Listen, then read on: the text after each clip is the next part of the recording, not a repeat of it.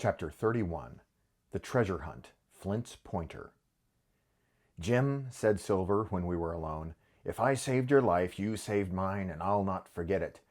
I seen the doctor waving you to run for it. With the tail of my eye I did, and I seen you say no, as plain as hearing. Jim, that's one to you. This is the first glint of hope I had since the attack failed, and I owe it to you. And now, Jim, we're to go in for this here treasure hunting, with sealed orders too, and I don't like it. And you and me must stick close, back to back like, and we'll save our necks in spite of fate and fortune." Just then a man hailed us from the fire that breakfast was ready, and we were soon seated here and there about the sand over biscuit and fried junk. They had lit a fire fit to roast an ox, and it was now grown so hot that they could only approach it from windward, and even there not without precaution.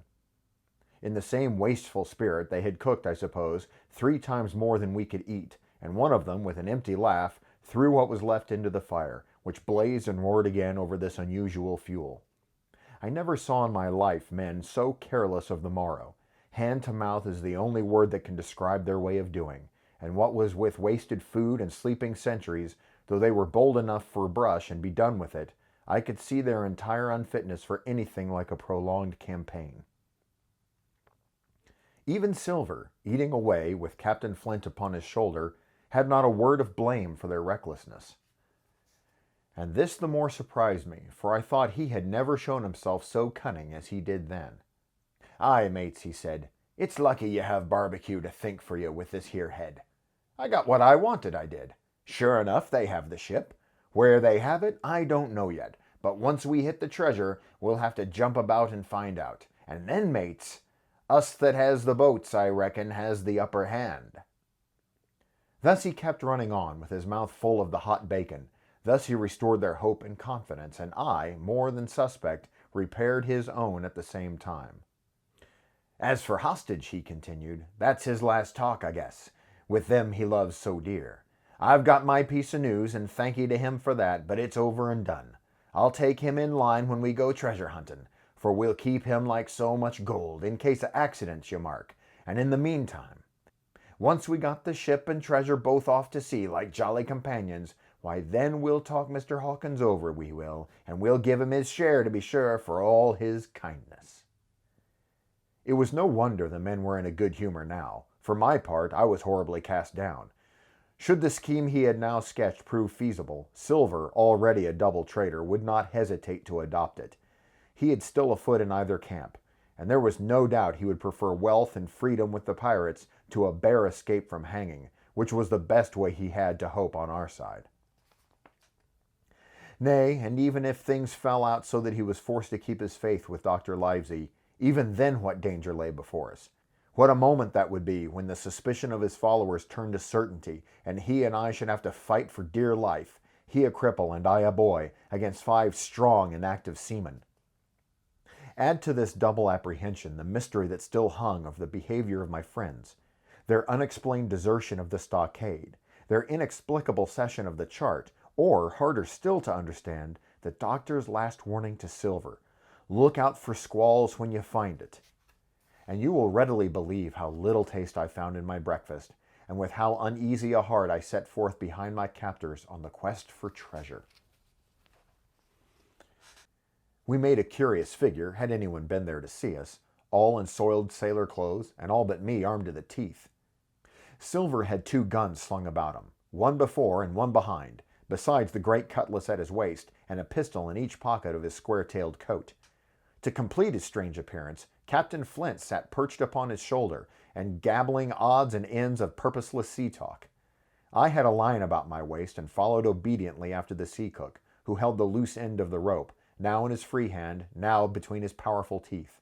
For all the world, I was led like a dancing bear. Other men were variously burthened, some carrying picks and shovels, for that had been the very first necessary that they brought ashore from the Hispaniola, others laden with pork, bread, and brandy for the midday meal. All the stores, I observed, came from our stock, and I could see the truth of Silver's words the night before.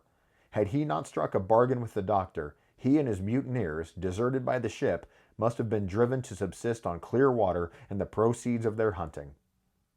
Water would have been little to their taste. A sailor is not usually a good shot, and besides all that, when they were so short of eatables, it is not likely that they would be very flush of powder. Well, thus equipped, we all set out, even the fellow with the broken head, who should certainly have kept in shadow, and straggled one after another to the beach, where the 2 gigs awaited us. Even these bore trace of the drunken folly of the pirates, one in a broken thwart, and both in their muddy and unbaled condition. Both were to be carried along with us for the sake of safety, and so, with our numbers divided between them, we set forth upon the bosom of the anchorage. As we pulled over, there was some discussion on the chart. The Red Cross, of course, was far too large to be a guide, and the terms of the note on the back, as you will hear, admitted of some ambiguity. They ran, the reader may remember, thus: tall tree, spyglass shoulder, bearing a point to the north of north-northeast, Skeleton Island east, southeast, and by east, 10 feet. A tall tree was thus the principal mark. Now, right before us, the anchorage was bounded by a plateau, from 200 to 300 feet high, adjoining on the north the sloping southern shoulder of the spyglass, and rising again towards the south into a rough, cliffy eminence called the mizzenmast hill. The top of the plateau was dotted thickly with pine trees of varying height. Every here and there, one of a different species rose 40 or 50 feet clear above its neighbors, and which of these was the particular tall tree of Captain Flint could only be decided on the spot, and by the readings of the compass. Yet although that was the case, every man on board the boats had picked a favorite of his own ere we were halfway over, Long John alone shrugging his shoulders and bidding them wait till they were there. We pulled easily, by Silver's directions, not to weary the hands prematurely, and after quite a long passage, landed at the mouth of the second river, that which runs down a woody cleft of the spyglass. Thence, bending to our left, we began to ascend the slope towards the plateau. At the very outset, heavy, miry ground and a matted, marish vegetation greatly delayed our progress, but by little and little the hill began to steepen and become stony underfoot, and the wood was to change its character and grow in a more open order. It was indeed a most pleasant portion of the island that we were now approaching. A heavy scented broom and many flowering shrubs had almost taken the place of grass. Thickets of green nutmeg trees were dotted here and there, with the red columns and the broad shadow of the pines, and the first mingled their spice with the aroma of the others. The air, besides, was fresh and stirring, and this, under the sheer sunbeams, was a wonderful refreshment to our senses. The party spread itself abroad in a fan shape, shouting and leaping to and fro. About the center, and a good way behind the rest, Silver and I followed. I tethered by my rope, he plowing with deep pants among the sliding gravel. From time to time, indeed, I had to lend him a hand, or he must have missed his footing and fallen backward down the hill. We had thus proceeded for about half a mile, and were approaching the brow of the plateau, when the man upon the farthest left began to cry aloud, as if in terror. Shout after shout came from him, and the others began to run in his direction. "He can't have found the treasure," said old Morgan, hurrying past us from the right, "for that's clean atop." Indeed, as we found when we also reached the spot, it was something very different. At the foot of a pretty big pine, and involved in a green creeper, which had even partly lifted some of the smaller bones, a human skeleton lay, with a few shreds of clothing on the ground. I believe a chill struck for a moment to every heart. "He was a seaman," said George Merry, who, bolder than the rest, had gone up close and was examining the rags of clothing. "Leastwise, this is good sea-cloth." "Aye, aye," said Silver, "like enough. You wouldn't look to find a bishop here, I reckon. But what sort of a way is that for bones to lie? 'Tain't in nature." Indeed, on a second glance, it seemed impossible to fancy that the body was in a natural position.